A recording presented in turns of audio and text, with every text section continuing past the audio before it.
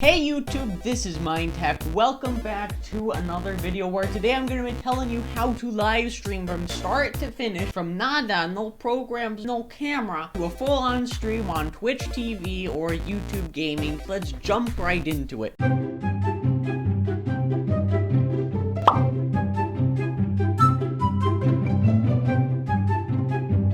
So right now I'm on a computer and I'm going to pop into my web browser and head over to obsproject.com, and we are going to download OBS Studio, Open Broadcaster software to be more specific. And this is software that allows you to bring any audio, video, any media, picture, whatever you want. It allows you to push that up to the streaming service of your choice. So here you go, let's click on that link and then we'll go right down. If you're using Windows, of course use the Windows link, and if you're using anything else, use that link. I'm going to click on save and I'm going to view my downloads, and once it's done downloading, I'm going to click on that thing and we're going to run it right up. Yes, I do give you permission to do whatever you want to do with my computer. Okay, click on next, and it's going to ask us to install these runtime components. Install both of them, both 64-bit and 32-bit. So once you click on download, you're going to have this Microsoft Visual Studio. Just click on I agree, install, yes, close, and do the same for the 32-bit. Start the OBS installer. Click on yes again, and now that it has the components, we can agree the terms, give it a place where you want to install. I'll just do it in the default place. Don't worry about this right here. If you just click on install, it'll do everything you want to at least replicate what I'm doing in this tutorial. Now just wait for everything to be installed, and then you'll be greeted with the screen. This one right here, in fact. So click on finish, and it'll launch up the program. Click on OK. Alright guys, so I gotta admit that I did have to take quite a hiatus after some issues that I had with the virtual machine that I was using. But guess what guys, it's still the same tutorial. When I'm ready, I'll tell you how to use OBS. So when you first launch it, it's going to ask if you want to run the auto configuration wizard, and I've never used it before. I like to get in and change all the settings myself. So moving right past that, OBS is organized by these panes. The first one, the main one that is black right now, is the program monitor, which shows you all of your video sources, everything. This is what the people see when they watch the stream. Then you have a dock for your scenes, which is all of your independent things which you can switch to. Your sources, which are all the things that are compositing the scene. Your mixer, which has all of your different audio devices, and as you can see, my microphone is being picked up. Your scene transitions, which is basically exactly what it says. And finally, your controls for your start, stop your recording, and exit the program. And all of these can be docked, just like Adobe programs, so I can move the scenes out, put it like right next to my program monitor.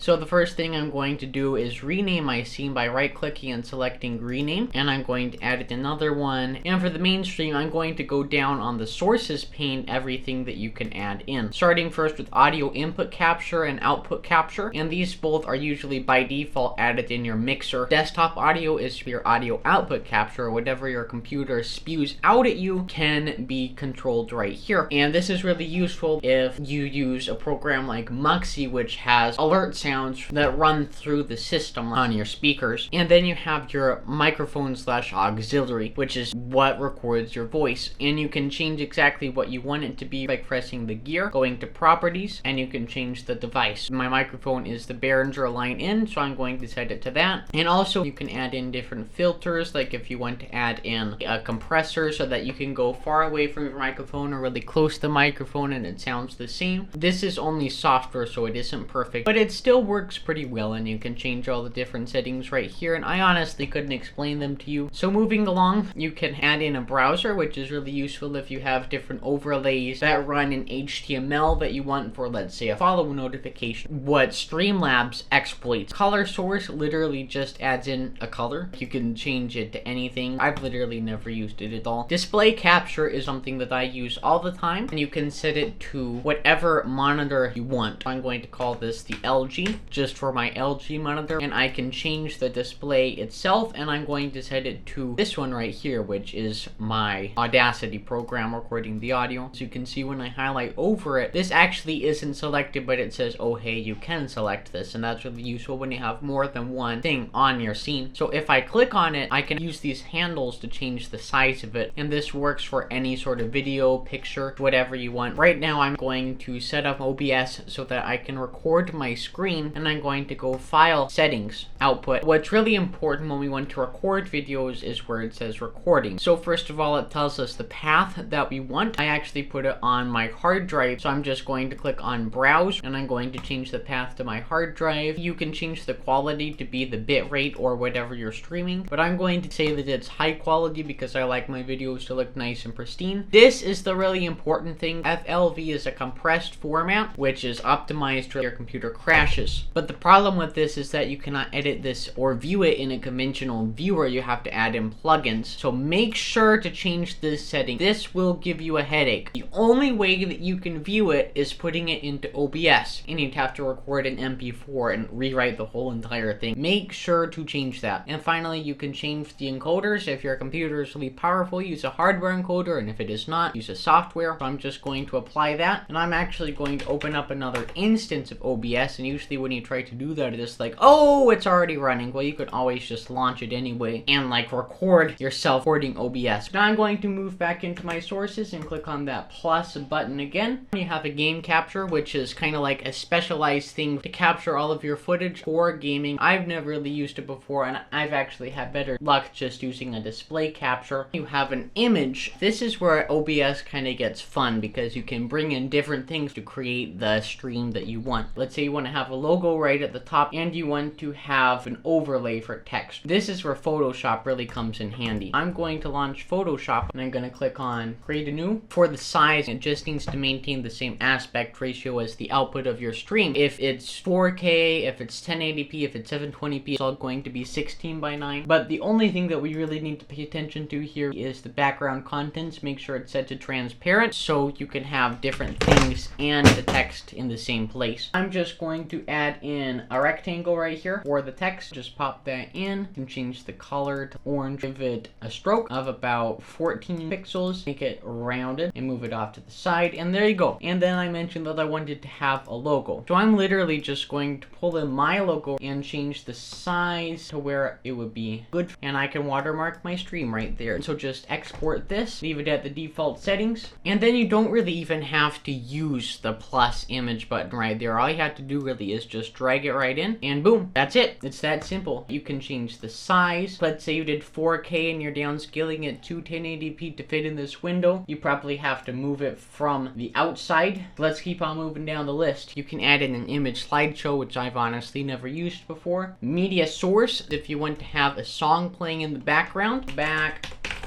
song, and then you can browse to a file. And the really only important thing right here is where it says loop. If you only want it to play once and end, then do not press loop. But if you want it to be a continuous background thing that just keeps on playing, make sure to press loop. And then make sure it's already automatically started playing. You can actually change the level of this sound so it isn't overwhelming with our voice. So I'm going to leave it very low. So right here, disregard NDI, that's a plugin because I already had OBS installed on my computer. You can actually type in a scene. The output of the scene itself, you can put that into different scenes. Say you wanted to have it in like a little window. I'm actually going to go into my blank one right here, click on scene, and you can add in an existing scene from there. You can actually change the sources of the scene, but you can change things like the size. Any change that you make here will reflect on there. Finally, you can add in some text, so just give it any name that you want. Right at the top, you can change the font that you want, like that right there. And I always recommend that you make it the max size. You can always make it smaller, but when you try to make a small font size bigger, it's going to get blurry. But when you try to make a big font size bigger, it normally doesn't get that blurry. I'm going to add in something like this is so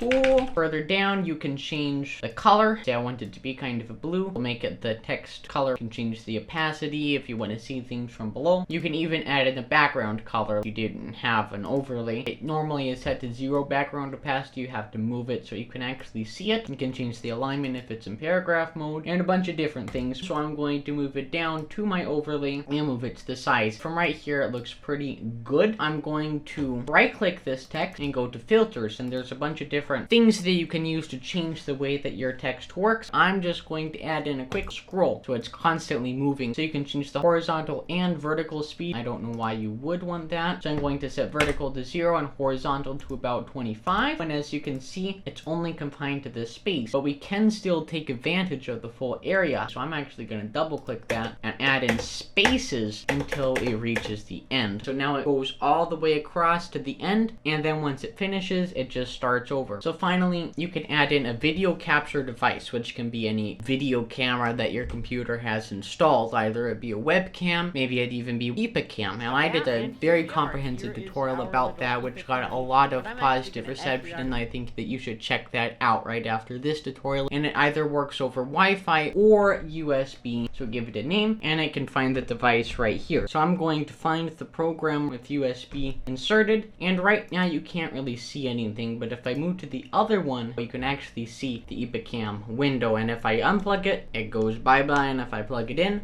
it's right there. And in OBS, you can change the resolution. I always recommend the resolution / FPS type you set to custom. You can either force it to do 720p. Since this is the free version, it's just upscaling 640 by 480 to 1280 by 720. You can change the FPS also, either set it to default, you can flip it, you can crop it. Just like the text, if you go to filters, that's where you can change crop or color options. So I'm actually going to add in the crop pad on the left, kind of cut myself out, and on the bottom I'm going to try to get rid of the watermark because I'm using free software. 50. The watermark is gone. I can literally change this to be anywhere I want. I move this source below my cool overlay. The overlay is on top of it, so my logo is still on top. And finally, I'm able to add in groups, kind of if you want to organize the sources. So I'm going to click on the plus button, go to group, and all you have to do is drag anything that you want in there. So I'm going to drag in my text, my overlay, and my background. The background actually got moved to the front because everything is automatically in the front, so all you have to do is drag it and go right below the last one. There's a difference between below outside of the group and below inside of the group. The line changes positions there, so be careful as to where you're actually putting it so it gives you your desired result. And finally, you can either make things not visible. So as you can see, I just disabled everything except for my webcam just by pressing that disable of the group. And you can also lock something. If I press the lock right next to my webcam, you can't select it. I cannot pull it out. I cannot move it at all. So now let's actually go and get a streaming. So if I click on the settings button, the only thing that we really need to pay attention to here is stream, output, and hotkeys. So I'm going to make it so that you can control your entire stream just with your numpad. So if I wanted to start streaming by pressing Control 8, all I have to do is press that key combination right in this text field. But what I always think is convenient is for each scene. So if I wanted to switch to mainstream, all I'd have to do is press Control 1, let's say. And if you make a mistake, all I have to do is reinsert what you want. Pressing 2 on the numpad, switches there, and pressing 1 switches there. Now going to output, you can change the bit rate of which your stream pushes out. The more bits you have, the better quality you have. But the problem is if you don't have a strong internet connection, you might have a lot of trouble pushing up all of those bits. So I'm gonna try 5,000. There are different calculators that you can use for like your upload speed to see if it will be compatible. Again, the encoder is the same thing as it was with recording. Audio bit rate changes the quality that you have of audio. And this is the most important one. This is where you can actually stream to different services. So you have Periscope, Twitter, Facebook, YouTube, Twitch. Click on use stream key. This is where you have to create a Twitch account to make sure the live stream is enabled. Go to where you see your icon and then click on creator dashboard. Under the dashboard section on the left hand side, under settings, click on channel. Right at the top where it says primary stream key, this is the key that we're looking for. So click on copy. Anyone that has access to this can stream without authentication to your channel. Someone can do something that gets you banned. Paste it right into this field. And also in this pane you can change what server you have. So there are a bunch of different Twitch servers and YouTube servers. Their locations all depend. I always recommend you just leave it as auto, but that might not work for you. So I'm actually going to try and pick one that is kind of in the general vicinity, and that might give me more luck. And as you can see, we are live. It says live down in the bottom right hand corner, and it also shows you how long you have been recording for. Also, we can see how many dropped frames we have, and that's basically when it starts lagging. Like when your favorite streamer doesn't have a smooth output, that's because you're dropping frames, and that might be because your bitrate is too high, or if Twitch is having problems. And right here it shows you what your bitrate is. So if this is really low, this green indicator turns to red, and that usually tells me that there's a big problem. All you have to worry about is going back to that live dashboard and clicking on live. It'll show you all your recent activity. Let's say you have someone that follows, it should show up right here. You can also monitor your stream chat. One thing that I always like to do is either view all the users in chat by pressing this list button or clicking on the gear icon and selecting pop out. Right here you can view your stream output, what the viewers can see. You can change the stream title, the stream notification on mobile, and you can view the number of viewers, how long you've been live, how many clips have been made, and the amount of followers that you have. Let's stop streaming and let's pop on over to YouTube. So YouTube actually recently rolled out a brand new interface for live streaming, and I think that it's pretty cool. It instantly greets you right when you go to the section with the new stream button, so you can give it a title. You can tell it if you either have to give a personal link or if it's public to anyone. You can give it a YouTube description. This is what they also see on the recordings. You can tell it where people can find it. You can tell people when it's supposed to be scheduled for, or you can just say it's going to start right now. If you schedule it, it'll actually give out notifications to your subscribers. And finally, you can upload a stream thumbnail, editing stream thumbnail right there. Click on create stream. And now it tells you all of the very important information. So right here is your stream key, just like Twitch. Click on copy for that. We're going to go back into OBS settings, stream. Instead of the Twitch server, we need to change it to the YouTube/YouTube gaming server. The RTMP server that they gave you there, you don't really have to worry about that. OBS can automatically find that. And then where it says stream key, we're just going to highlight that and paste in the new stream key. Click on apply, then start streaming. Right now, OBS is giving data up to YouTube, but YouTube isn't giving that data out to subscribers. You first have to actually start it with the program here. And you can also see if the stream preview is actually working. All you have to do is press on go live. You can view the chat. You can view all of your subscribers, all of your viewers, diagnostic information, and if you're dropping many frames. It's the same thing in OBS. There's Twitch has. You can view like if you're dropping a lot of frames. I think that's pretty much all I have to talk about. What I gave you right here should be able to get you up and started with streaming. There are so many different things that you can do. I hope that it was very informative. I hope you enjoyed, and I'll catch you all in the next one.